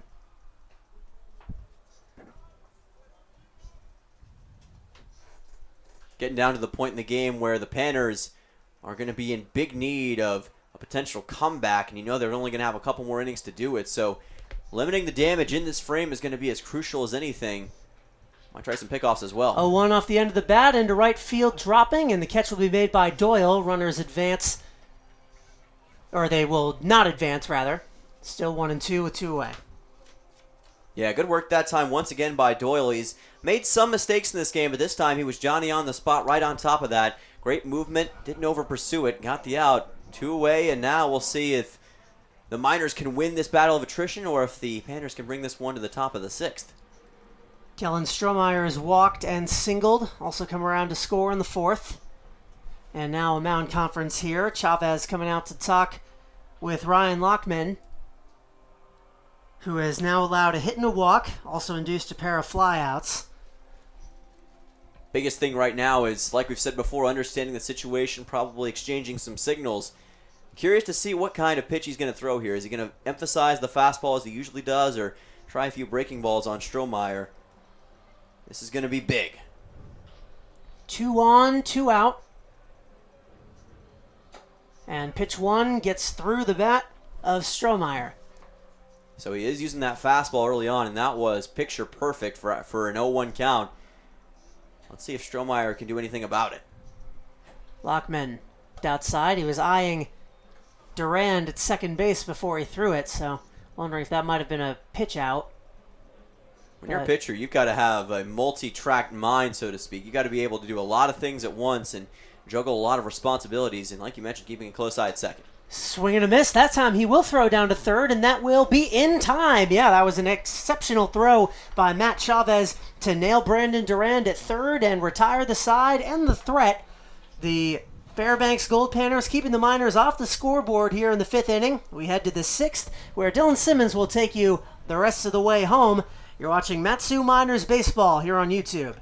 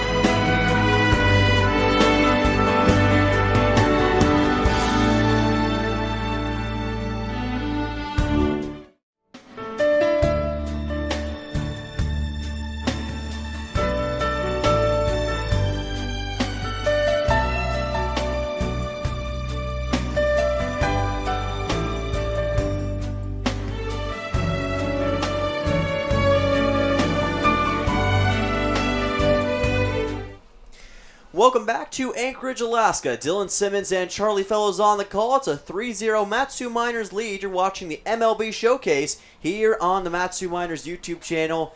Mat-Su on top 3-0 over the Alaska Goldpanners, trying to bring this one home, and now we have some housekeeping to take care of. There's a new pitcher on the mound for Mat-Su. Well, we just saw one Incarnate Word pitcher, and now we see the other. Eduardo Mendoza, 6-foot right-hander out of Eagle Pass, Texas. Had just 1 2/3 innings this season for the Cardinals and had an ERA of 27, which I can't do that math right off the top of my head, but definitely allowed a number of runs in that limited appearance. Both of those were out of the bullpen. He was redshirted in 2022 where he was at Texas State, transferred to Temple College where he had 11 appearances and a 4.60 ERA, and then transferred to Incarnate Word this past season. He played under head coach Reynol Mendoza at Eagle Pass High School, made the All-Star team, was an All-District Co-MVP, and a second-team All-District as an outfielder at various points during his career. And by the way, Riker Scow, who came in as a pinch hitter in the bottom half of the 5th, is now in left field where Kyle McCausland once was, so he's going to take over out in left. That's our changes on the defensive side for Mat-Su. Leading off for the Panthers in this frame will be Mikey Bell. then Hayden Iverson and Matt Leiterman, 2, 3, 4 for Alaska. Mikey Bell is flat out and struck out looking. Pitch on the way from the incarnate word man, Eddie Mendoza. And he's going to put that one in low for ball number 1 and a bit inside on Bell. 1-0 count. No pinch hitters yet for the Goldpanners, who I've exclusively referred to as the Fairbanks Goldpanners, just as I said that to Dylan before this game I would. As this one goes right between the legs of Mendoza for a single. Mikey Bell ringing the bell and getting a leadoff single in the top of the 6th. That was bizarre. Nothing Mendoza could have done about that one. Their human reaction time is only so quick, and by the time he registered that that was coming right at him, there was nothing he could have done. Went right between his legs and up the middle. So a leadoff man aboard here for Fairbanks. That was one of the strangest singles you'll ever see. It went right over the mound, right through the legs of Mendoza. But he gets a leadoff single. That's hit number 5 for the Panners. Pitch on the way from Eddie Mendoza, and that's a strike. Count goes to 0-1. That was the first man on the top 5 in the lineup for the Goldpanners to reach base in this game. Hayden Iverson going to try and be number 2. He has grounded out to first and lined out to short. Iverson trying to join his friend. Breaking ball. Ball 1 a bit high. 1-1 count for Mendoza. Trying to take out Hayden Iverson on strikes. Trying to avoid a potential Panners comeback. Alaska looking for gold here. 1-1. The pitch is well inside for ball number 2. Count goes to 2-1 for the Panners, who flew down here yesterday as part of this MLB Showcase. They didn't drive from Fairbanks. That's a pretty hefty distance all the way down, probably about 4 or 5 hours. 2-1 count. Runner goes to second. The throw from Durand is high and not in time. Richard made a heck of an effort, but that's going to be a stolen base for Mikey Bell. Richard showing off his hops. Maybe the scouts noticed that and see, well, he can jump pretty high. Not exactly a skill that's immediately associated with baseball, but he's an athletic guy, as all the guys on the minors are, but unfortunately could not get a pickoff out of that. That's going to look good on the stat sheet, or at least on the highlight reel, as that's going to be a strike for a 3-2 count on Hayden Iverson, who is trying to join Mikey Bell as a runner on base. Full count payoff pitch. Airplanes flying overhead. Maybe a baseball about to join them in the sky. Instead, it's going to be ball number 4 and a second runner on base in the inning for the Panners. It's going to be a walk for Hayden Iverson. That's the first walk issued by the minors in this game. It's the classic stolen base that's immediately rendered moot by a free pass. And now pitching coach Steve Hecker going to come out and talk with Mendoza. Brandon Durand will also make his way to the mound for a brief conversation with Eduardo Mendoza. Coming in relief of his incarnate word teammate Luke Smith. This is the 4th pitcher for Matsu today, and it's been a really solid pitching performance overall. No runs allowed, 5 hits, and they've so far been very solid trying to keep that going and potentially get a shutout win here at Mulcahy. Yeah, 4 strikeouts as well. All 4 of them now have allowed hits, at least one of them. But only Burke has allowed more than 1. And he was able to navigate out of that jam. No runs on the side of Alaska thus far. It's Matt Leiterman at the plate, who thus far in this game has had a 6-3 ground out and a pop-up to second base. Trying to change that in his 3rd AB. That is a fastball in for a strike. Count goes to 0-1. Just the second time this game that the Panners have gotten a runner past first base. 0-1 count. Mendoza keeping an eye on second. This pitch is in there for a strike. Count goes to 0-2. A bit surprised by that call, but hey, if you're a Matsu minor, and especially if you're Eddie Mendoza, you'll take it. That was an eyebrow raiser. But 0-2, the count will stand. 0-2 count, we'll take it. Let's see if Mendoza can get that first strikeout of the game. This is lined into left center field. It's going to sit down for a base hit right between the left and center fielders. It's going to be bases loaded for the Panners here in the top half of the 6th on a single from Matt Leiterman. Scal maybe could have tried to lay out and grab that, but even if he had, the runners would have tagged and advanced anyway, so going to have the bases loaded now with nobody out. Eduardo Mendoza, what are you made of? Here's your chance to show it. Zach Doyle is 0 for 2 so far. Although the three batters who have dug in so far in this inning were all 0 for 2 coming into their plate appearances. This is going to be a pinch hitter, Troy McCain, for the first time in this game out of Cuesta College. Duran did a good job of just keeping that baseball in front of him as somebody is revving up their engine back there. Troy McCain, out of Corona, Cuesta College, batted .077 in only a few plate appearances after transferring from Cal Poly. First pinch hitter of the day for the Panners. Pitch from Mendoza is in there for a strike. Count goes to 1-1. Any kind of non-in-play out, strikeout, pop out, foul out, or a double play would work wonders here. There is a force out at home, so Duran might be tested. 1-1 count, and that's going to be fouled off. It looked like it almost went off the helmet of Brandon Duran that time. Count goes to 1-2. Remember how a couple unearned runs scored against the Bucks yesterday? A throw out of Nick Bisaccia's hand at the second base went high and away from Logan Vaughn behind the dish, and that resulted in 2 runners coming in. 1-2 count, pitch to McCain. He swung and missed it. A strikeout for Eddie Mendoza, his first of the game, 1 away here in the top of the 6th with bases loaded. That's a massive turn of events there. Now Munoz is going to come in, and actually this is another pinch hitter. We're going to have Griffin Harrison out of Vacaville, California, Consumnes River Junior College. I think I pronounced that right. .313 batting average, 7 home runs, and 43 runs batted in junior college play. So the first time we've seen Griffin Harrison today, this pitch goes outside for ball number 1 by Mendoza. Harrison part of this offensive ensemble for Alaska, trying to potentially turn this game upside down and give the Panners a chance to win Game 2 of the Showcase. Mendoza trying to have his shining moment. That pitch is high for ball 2. God, I have that one, as Dennis Eckersley would say. Definitely do, and one thing the Miners have done well so far is avoid errors, and they're going to have to do that here in this bases-loaded situation. Pitch by Mendoza, and again it's outside for ball 3. Duran had trouble locating it. Thankfully, it stayed pretty nearby, but that is ball number 3. So Griffin Harrison with a great opportunity to score a run with an RBI by forcing a walk. He could bring home the man on third. I always like that walking with the bases loaded is considered a run batted in, even though a walk is not, the bat is not an active participant in that. I suppose it comes from the term at bat. It's Mikey Bell at third, Iverson at second, Matt Leiterman at first. 3-1 count, pitch by Mendoza, and that is strike 2. How about this? Eddie Mendoza stepping up in a huge way.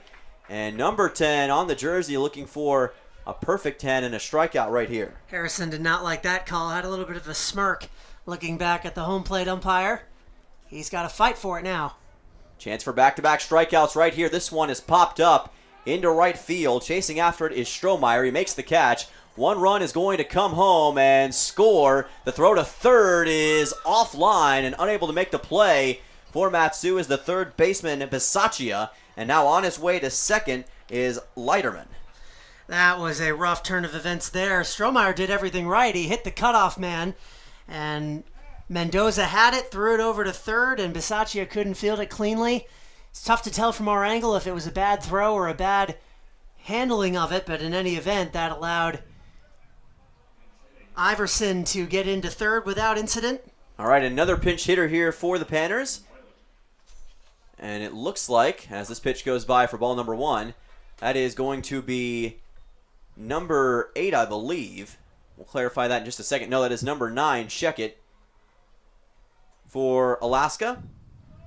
Trying to see here, did 2 runners score on that? That was just a 1-run score for the Panners that time. I think 2 As did. that pitch gets away, that's going to score for Alaska. Make it 3-2 Panners, as that's a wild pitch up and over the head of Brandon Duran by Mendoza. 1-run game.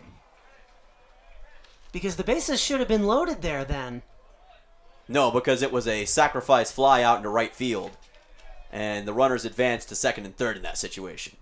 So that's how it ended up. I'm missing something here on my scorecard then. 2-0. Pitch by Mendoza, and it's going to get away again. This time, Durand can't find it, and we are tied up here in Anchorage as Leiterman comes home. It is 3-3, and all of a sudden, the wheels are coming off the bus for Matsu. What a turn of events here at Mulcahy Stadium. Matsu is dominating this game, and all of a sudden, back-to-back wild pitches have cost Matsu a multitude of runs, and all this damage being done with 2 outs. And by the way, it's ball number 3 for the Panners here. This pitch goes outside. That's ball 4. So another walk issued by Eddie Mendoza, and all of a sudden, things are looking a bit precarious for Matsu. 1 runner on base, and we'll see who comes up now. Will it be another pinch hitter, or will it be Matt Chavez? Looks like it is going to be a... It's not Chavez, I can say that. It is not Number Matt 28. Chavez. Number 28.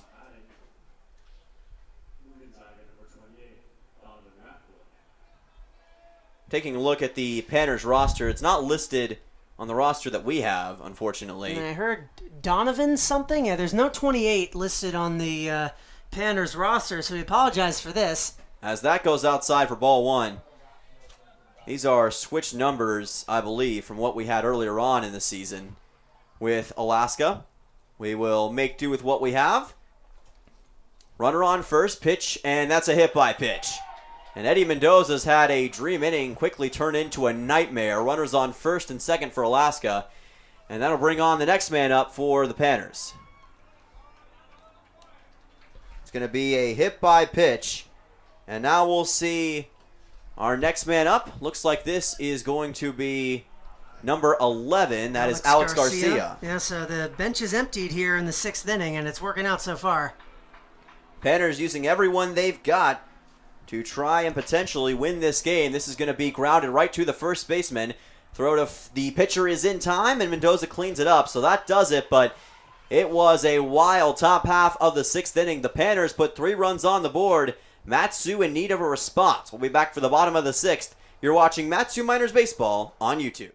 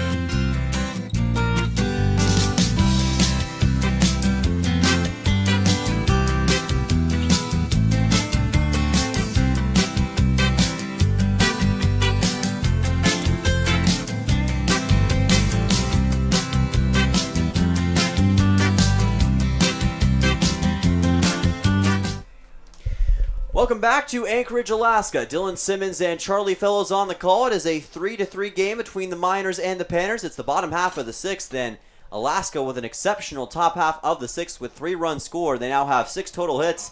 And Matsu in need of a response. Leading off will be Kellen Strohmeyer for Matsu here in the bottom half of this inning. Strohmeyer walked and singled. He was at the plate when Brandon Durand was picked off attempting to steal third. Strohmeyer with a high fly ball to right center field. It's going to stay within the yard.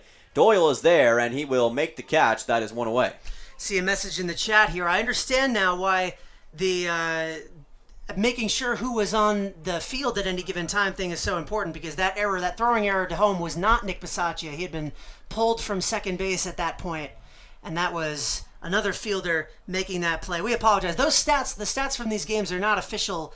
They're not going to be recorded anywhere in ABL play or anything else. And the scouts, of course, know who was out there. We just missed that one, but we apologize for that one. Bisaccia not the guilty party there. Drake Kerr with an 0-1 count here. Pitch on the way from Fenberg. It goes outside. Count evens at 1 ball and 1 strike. Fenberg out of Gonzaga, a freshman, right-handed pitcher from Kirkland, Washington, 5'9", 180. And also to clarify, that was a 3-run top of the 6th, not 4. Despite what the scoreboard might say, and despite what my scorecard might have said, I think we both made the same mistake. Got lost in a couple of batters. There was a sacrifice fly that I had as a reaching base. And as that ball is popped up, it was a pretty confusing situation. That one's going to be out of play and uncatchable for a 1-2. It was a sacrifice fly that was scored from Griffin Harrison that scored the initial run for the Panners. Advancing to third on that was Hayden Iverson, and then it was Matt Leiterman who took the opportunity to go to second when the throw was not in time to third base. That's what we've been able to gather, and that's what we believe should work out. 1-2 count, Kerr swings and misses, and that's a strikeout. Got him swinging, so Fenberg with his first K of the game, and that's 2 away. 5th KO 3 between the Panners and the Miners. Pitch on the way to Dom Patrizzi, and that bounces off of the plate. Count goes to 1-0 as we are through the order for the 4th time today. Patrizzi still out there. He already has a single in this game, which was in his first at-bat, and then grounded out to shortstop in his second before he was struck out looking in his third at-bat. 1-0 count. Patrizzi lets it go by. Fastball for a strike. Count evens at 1-1. Like I said, the 4th time through the order, so we might see even more pinch hitters. We've already seen 2 on the side of the Miners. And that's in there for a strike. Count goes to 1-2. Nice pitch by Fenberg, who has stepped up in the moment, stepped into the sunlight, and made his mark. And the scoreboard at the park just got updated, so we are back where we should be. 1-2. 1-2 count. That is a curveball that is just outside the zone, trying to paint the outside corner. Ball number 2. So a 2-2 count for Patrizzi, who's been so good in these situations all year long. And he's going to swing and miss at this one, so our score remains tied. 2 straight Ks for Fenberg, and we are on to the top half of the 7th inning. Game 2 of the MLB Showcase, setting up for a dramatic finish. We'll be right back from Mulcahy. You're watching Matsu Miners Baseball on YouTube.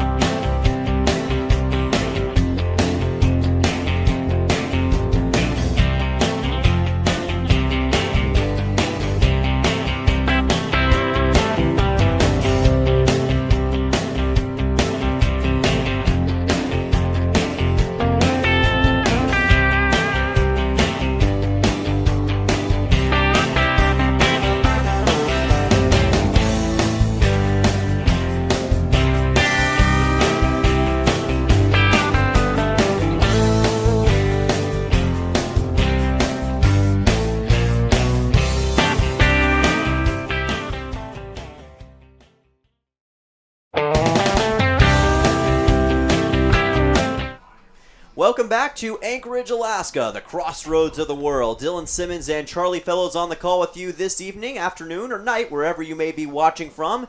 It is Game 2 of the MLB Showcase here on the Matsu Miners YouTube channel, and it's time for the final inning of play in a 3-3 game. Reminder that this game will only go 7 innings, and no matter what the score is at the end of the bottom of the 7th, the game will end. New pitcher on the mound here for Matsu, Charlie. Ashton Johnson, left-hander, 6 foot out of Salt Lake City, the College of Southern Idaho.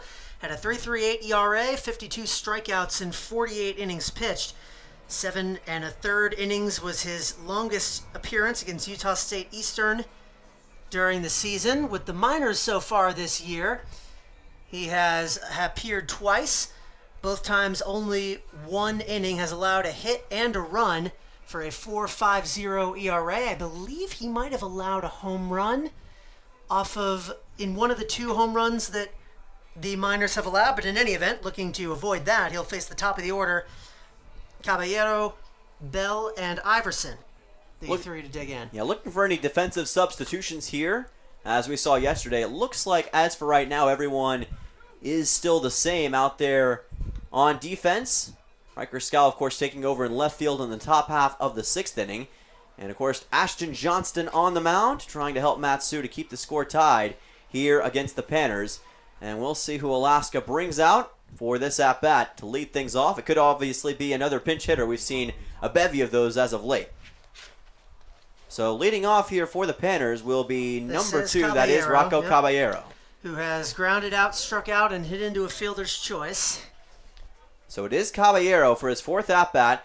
Top of the order for the Panners. Pitched by Johnson, and that is low and inside for ball 1. We completely understand, Tony, in the chat. We apologize for that mistake. I would think that any MLB scouts that are watching this game are not doing it on the Matsu Miners broadcast, although I'd always encourage them to tune in. They've definitely got their own tools. They're in the park and they have their own streams that they can watch, but that doesn't mean that we should hold ourselves to any lower of a standard than they are, and that was just something we missed. So it's difficult to make out those numbers all the way up here, but we promise to do better in the future. Count goes to 1-1, pitched by Johnston. This is going to be a high fly ball, and it's going to be fouled. Nobody able to make a play on it. Into the bleachers it goes. Count goes to 1-2 as it bounces off the bare aluminum. Ferry made a good effort, sprinted all the way to the wall, but just couldn't quite close it out. So Ashton Johnson trying to help Matsu with this 1-2 count. Rocco Caballero looking for his first hit of the game. He's been unsuccessful so far. This could be. Richard picks it up, throws to first on the hop, and he got it. Nice work by Ryan Richard as he's able to get out number 1 with a 6-3 putout. This has been a masterclass of defense at first base for Nick Ferry. I think it deserves a shout-out. Richard, too, he made a rough throw in the early going, but has connected with Ferry, I think 2 or 3 times in a row now on some difficult plays. Ferry has had to stretch and jump and do all sorts of things, and he has been up to the task. Definitely the starting first baseman for Matsu for a reason. Mikey Bell at the plate as that pitch is going to be low for ball number 1. Bell has struck out looking, flied out to center, and hit a single back in the 6th. Got all the way home for the Panners as well as he was brought in on that sacrifice fly from Griffin Harrison. There's a strike and the count evens at 1-1. The Panners scoring a total of 3 runs in that massive top half of the 6th inning. And now trying to take the lead for the first time in this game. There's a fastball for a strike. Count goes to 1-2. Nice fastball from Johnson. Both sides have reliably been getting that outside corner, and Johnson taking advantage there. Can the man from the College of Southern Idaho clear this thing out for Matsu and give them a chance to win this game? 1-2 count. Outside for ball 2. Just as I say that as well, those pitches look like they're in the exact same spot. But it's tough. You don't get that depth perception from being all the way up here as we are. It can be very hard to tell sometimes. All it takes is a few inches. The 2-2, and this one is fouled out up and above Mulcahy Stadium. Count stays at 2 balls and 2 strikes for Mikey Bell. Got that single in his 3rd at-bat. Really started the Alaska charge, then flew out to center in his 2nd AB and struck out looking his first time in the order. A big 2-2 for Johnson, as well as Bell. This one is flown out to right center field, and making the catch will be Drake Kerr. That's 2 away. Just textbook defense there, not much to comment on. Took a clear line to the ball and hauled it in, even with the sun starting to get a little bit lower in the sky. It's been a much smoother frame for Matsu defensively after that tough top of the 6th. Just goes to show how important one frame can be. As we've got Hayden Iverson back at the plate for the Panners. 2 away, fastball, and he swung and missed. Count goes to 0-1. So like so many of the hitters here at the top of the order for Alaska, he is 1 for 3. Ground out to first, a line out to short, and a walk. Actually, so he's 0 for 2, but he has come around to score. This is popped up into the infield. Camping under it is the third baseman. Oh, he and Richard both came together, but the catch was made by Nick Bisaccia. Works out for Matsu no matter which way you put it. They hold the Panners scoreless in the top of the 7th inning, and we're on to one last frame. Can the Miners get a win in Showcase game number 2, or will it end in a tie? We'll find out when we come back. You're watching Matsu Miners Baseball on YouTube.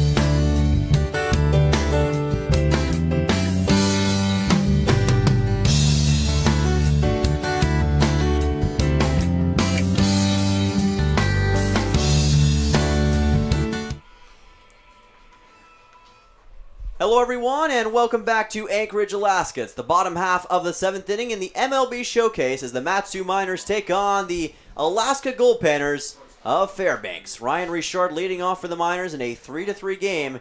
Matsu trying to get an exhibition game victory here in game number 2 today of this incredible weekend of action. Trying to beat the Alaska Goldpanners. And there's a new pitcher on the mound as well as Richard lets it go by for ball number 1. This is Noah Smith. Count goes to 1-0. They'll be on to close this one out. Matsu, not a customary offensive performance that they're used to, but they do have 8 hits in this game, which is more than they've had in a few of their much higher scoring performances. Bunt shown by Richard for just a moment. He lets it go by for ball 2. And you see here Smith working quickly. The freshman out of Highland, California, righty, plays for Cal Baptist. There's a fastball, and it's a really quick fastball for a 2-1 count.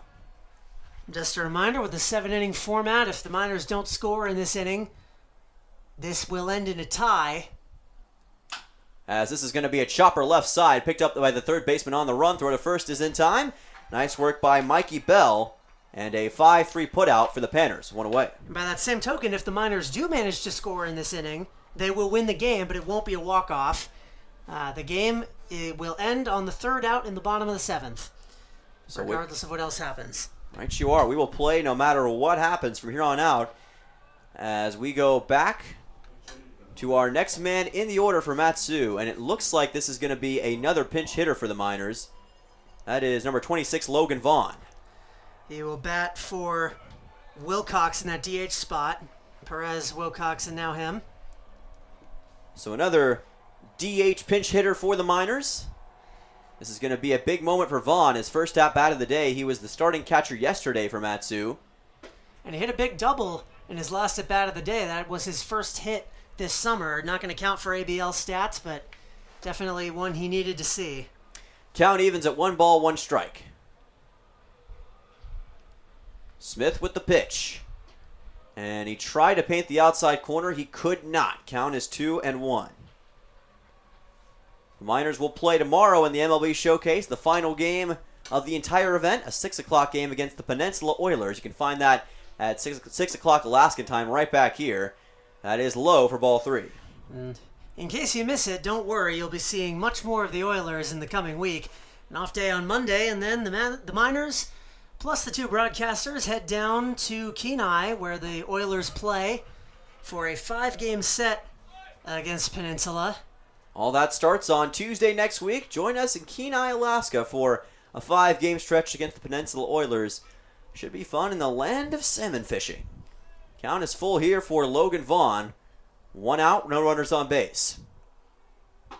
Vaughn lets it go by. That's ball 4. Good recognition by the catcher, the pinch hitter in this situation, and he's on to first. A 1-out walk. The third base on balls that's been issued by the Goldpanners today. I believe the Miners have only issued 1. So a pretty clear game on that front, though there have been a few wild pitches, hit by pitches on the Miners' side. All that's moot now, though, as Brandon Durand gets ready to go. Finally broke out of his funk back in the 5th with a single. Let's see if he can keep that going for Matsu with 1 out. Vaughn at first. This is a high fly ball deep to left field. It's going to stay within the yard, though, and the catch is made by Jesse Espinoza for out 2. Can't tell you how many times Dylan and I have leaned forward in our chairs and craned our necks when a ball is hit really hard by Durand, but it always falls softly into the left fielder's glove. That time, even with the wind blowing out to left, that still wasn't enough to clear the fence. Man, it looked promising off the bat. I thought for a second we were going to get that home run as you saw a shadow go over the baseball diamond. That was a plane coming into the Anchorage airport.